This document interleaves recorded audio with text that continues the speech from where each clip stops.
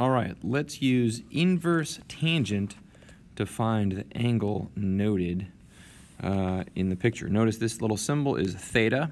It's one of our Greek letters that we use in physics to represent angle.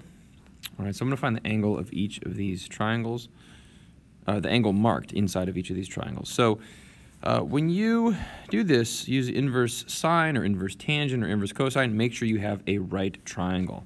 You can see right here I've noted that it's indeed a right angle. We have a vertical and horizontal line intersecting each other, so it's a 90-degree angle. So we can use the trig functions for what we're about to do. So now you probably remember SOHCAHTOA. If not, it's just a little acronym to help us remember right? SOHCAHTOA. And helps you remember the relationship of these sides and their angles. So what does this mean? Well, we have an angle right here, and then every right triangle has a hypotenuse, right? H is the hypotenuse. And then every triangle has a right triangle has an adjacent side and an opposite side. Now those change depending on what your angle is. I have highlighted this angle down here and not this angle in yellow. Well, I shouldn't use yellow, and green up here, right? I'm talking about the purple angle, right? So because I'm talking about the purple angle, then this side right here of length 2 is not adjacent to that angle, right? Because as you can see, this line and this line form the angle that I'm talking about. Side 2 is opposite the angle, so you can see it's all the way across. So that's called the opposite side. So we label that O. Okay, so I'm going to delete that to save some room. So O, which stands for opposite. Okay, which makes this side right here. Let's go ahead and delete some of these lines. This side right here is the adjacent side. I'm going to write ADJ for adjacent. All right, so we have the opposite side, the adjacent side, and the hypotenuse. Well, this relationship right here uses the opposite side and the adjacent side. So let's use this. So what this means is, what TOA means is, if the tangent of an angle, if we plug this into a calculator, if we type in tangent and then type in angle, we will get the relationship of the opposite side divided by the adjacent side. Okay, so we can use the angle to find this ratio. You could say this is a ratio of how the opposite side compares to the adjacent side, or we go the other direction, use the ratio to find the angle. In this example, we're going to use the ratio to find the angle. So I write tangent theta. My opposite side is, my opposite side is 2. So I replace opposite with 2. My adjacent side is 4. Oh, sorry. My adjacent side is 4, right? That's the length using the squares on the paper. So I replace that with a 4. There you go.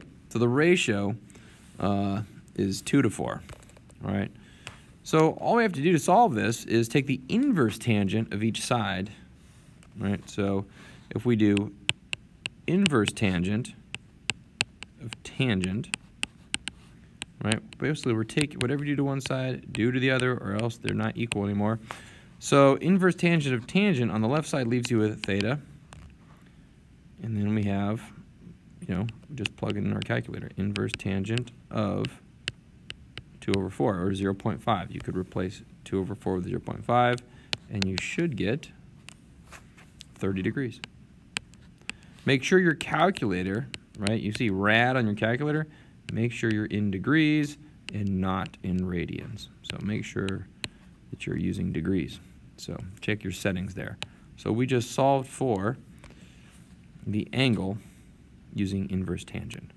Let's do it again for this triangle right here.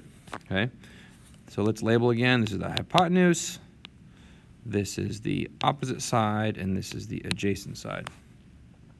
All right, let's go ahead and copy this so we can do the work next to the triangle. There it is. Beautiful. So let's go back to black. Now, if you want to take a shortcut, you know, at some point you can just say inverse tan of my ratio, opposite. Well, let's go ahead and write the formula. Opposite over adjacent is equal to theta. So I've already taken the inverse tangent of each side of the equation. So inverse tangent of 3 over 4 equals theta. And so that would be inverse tan of 0.75. I'm going to use my computer over here, and I get 48.6 degrees. 48.6 degrees. I've rounded off a little bit. And that looks about right. That is the angle that you see right here. You know, something doesn't seem right. Something doesn't seem right. Because if it was a 4 to 4, I would get 45 degrees. So what's wrong? It's because I didn't use tangent. Inverse tan of 0.75 in degrees. 36.9. So I knew that something was off. I typed in inverse sine on my computer. It was inverse tan. So 36.9 degrees. That makes more sense. There you go. All right, and finally, let's do the last one right here. Now this I know is a 45-degree angle. But let's actually do the math. So here we go. Let's label our sides again. So the hypotenuse is always the long side, and then the opposite side is over here, and then the adjacent side is right there next to the angle. So again, inverse tangent of opposite over adjacent, there's your TOA, equals theta. So let's substitute clearly. Inverse tan of 4 over 4 equals theta. And then we go to our calculator, we say inverse tangent of 1, and we should get 45 degrees. That's a 45-degree angle. So that is the measurement of this guy right there. So we could zoom in, equals 45 degrees. And there you go. So there's using inverse tangent to solve for an unknown angle.